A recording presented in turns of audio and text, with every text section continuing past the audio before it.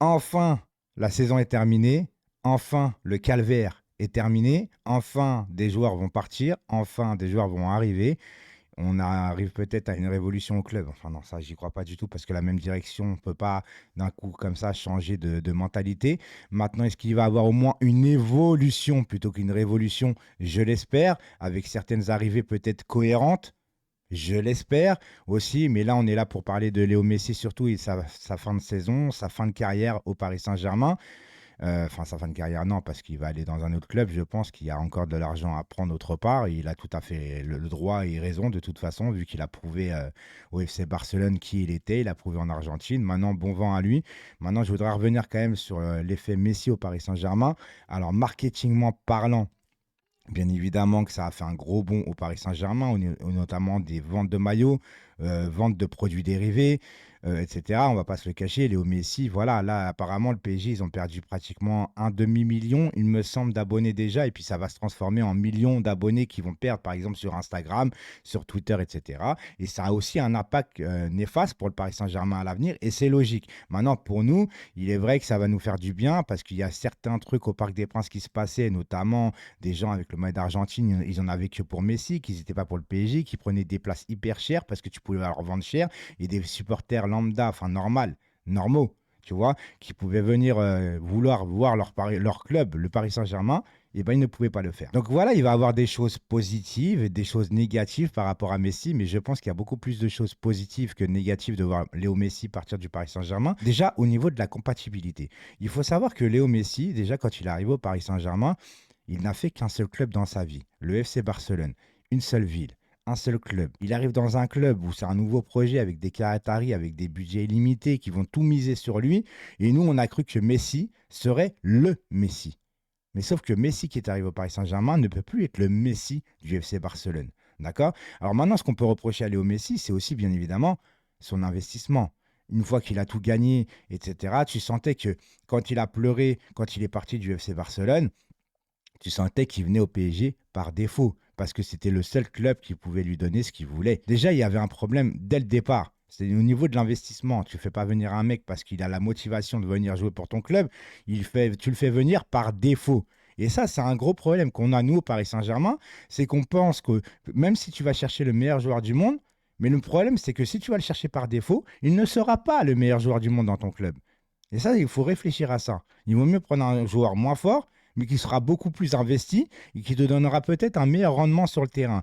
Alors maintenant, attention, pas tout est à jeter et surtout ne pas viser seulement Léo Messi comme quoi que c'était le problème numéro un au PSG. Le problème au PSG, encore une fois, c'est la direction qui font un recrutement qui n'est pas adapté à l'équilibre d'équipe, tout simplement. Cette année, on fait un 3-5-2 sans numéro 9. Donc, tu as des pistons qui sont censés être mis en avant pour déborder et centrer, mais qui est au centre? Personne. Ensuite, on prend Léo Messi à la base, qui est un joueur de possession, un joueur qui, normalement, les joueurs autour de lui vont vraiment courir et se battre pour lui. Sauf qu'au club, c'est pas que Messi. C'est Messi, c'est Neymar quand il est là, et Mbappé. Donc déjà, il y a un problème de cohérence et d'adaptation. Tu peux pas demander déjà, par exemple, à Messi de s'adapter convenablement à la Ligue 1, à un nouveau club, quand il a passé plus de 20 ans dans un même club. C'est pas possible, autant grand joueur qu'il est. Maintenant, au niveau de l'investissement, moi, les mots Messi, j'en pouvais plus. Voilà, et tout ce qui allait à côté, hein, les supporters qui venaient au stade juste pour Messi, pas pour le PSG, parce qu'ils ne sont pas supporters du PSG, ils ont tout à fait le droit. Sauf qu'à ces gens-là, tu peux leur faire payer très très cher une place. Et donc, les supporters lambda, les supporters normaux du Paris Saint-Germain, bien évidemment, ils ne pouvaient même plus aller au stade parce que les places, ça sont trop chères. Et le truc de ticket de place, heureusement que c'est réglé maintenant avec Auteuil. Apparemment, maintenant, il y a un baromètre maximum pour aller à Auteuil, ceux qui vont revendre les places. Et ça, c'est très, très, très bien. Et quand je dis qu'il ne faut pas tout jeter avec Léo Messi, c'est-à-dire que cette année, par exemple, on me dit ouais, mais Messi en Ligue des Champions, c'est pas bon, il est seulement bon en Ligue 1 avec des bonnes stats. Ouais, mais les gars, on a fini avec un point d'avance sur Lens cette année. Donc tu retires les stats de Messi, je suis même pas sûr qu'on est champion cette année. Et ça, il faut aussi le reconnaître, les gars. Alors, le 11e titre qui est historique hein, pour nous, pour la Ligue 1, parce qu'on est le seul club français à avoir eu 11 titres de champion de France, c'est pas rien non plus. Il est vrai que tu as du mal à le savourer. Il n'y a personne qui va faire la fête dehors, mais c'est un peu normal parce qu'avec tous les problèmes qu'il y a eu cette année au niveau de l'extra-sportif, tu vois, au niveau de les féminines, avec l'histoire de ouf avec Amraoui, avec le char à voile, avec le pivot gang, avec le penalty gate, avec le. Enfin, il y a tellement eu de trucs avec Messi, Neymar qui vont jamais voir les supporters. Il y a tellement, et j'en oublie sûrement d'autres, tu vois. Il y a tellement eu de choses néfastes que c'est compliqué aujourd'hui de savourer un titre, alors que de base, tu sais que tu es au-dessus.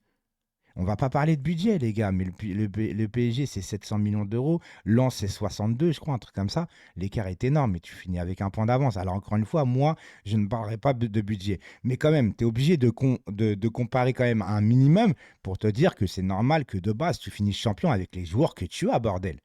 Sauf que cette année, tu finis champion en donnant aucun plaisir à tes supporters. Tu finis champion de France parce que derrière, ça a du mal à suivre.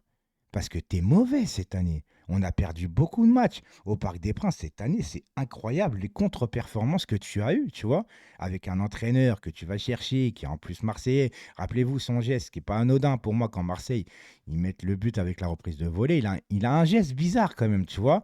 Il est énervé, mais il fait ça. Quand tu es énervé, tu fais pas ça. Ça, c'est vraiment le truc, genre, tu es content, tu vois. Donc, il y a trop de choses qui n'allaient pas dans le club, et notamment, encore une fois, la direction avec leur choix. Alors, le coach qui va arriver, Luis Enrique, moi, j'y crois pas. Pas qu'il va venir, hein. J'y crois pas avec son adaptation, etc. On verra. On verra. Franchement, les gars, je vais essayer d'être optimiste pour la saison prochaine, etc. On va en parler et tout.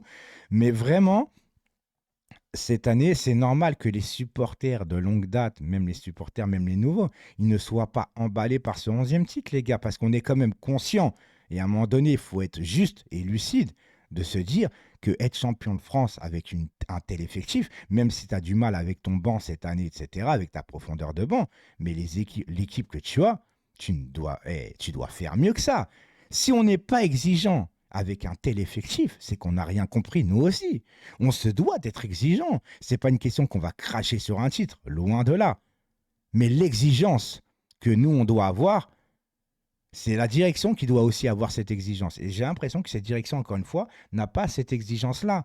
Donc l'impact de Messi de son départ, pour moi, son départ est logique. Heureusement qu'on ne le prolonge pas. Je pense qu'il y a une grosse cassure avec les supporters. Il y a un manque d'implication. Et encore une fois, Léo Messi, je le répète aussi sur le terrain, c'est que c'est un mec de possession, tu vois, de base. Et on a une équipe surtout de transition.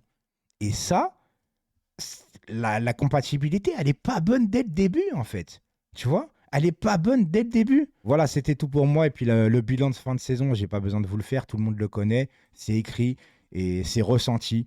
Donc voilà, c'était tout. Et on va continuer à faire des vidéos, des lives ensemble pendant le mercato, etc. En essayant de vous faire vivre au maximum les choses convenablement, en essayant, en prenant des pincettes sur la hype des nouvelles recrues. Parce que le placebo mercato, moi, j'en peux plus. Maintenant, je veux des preuves. Ciao tout le monde.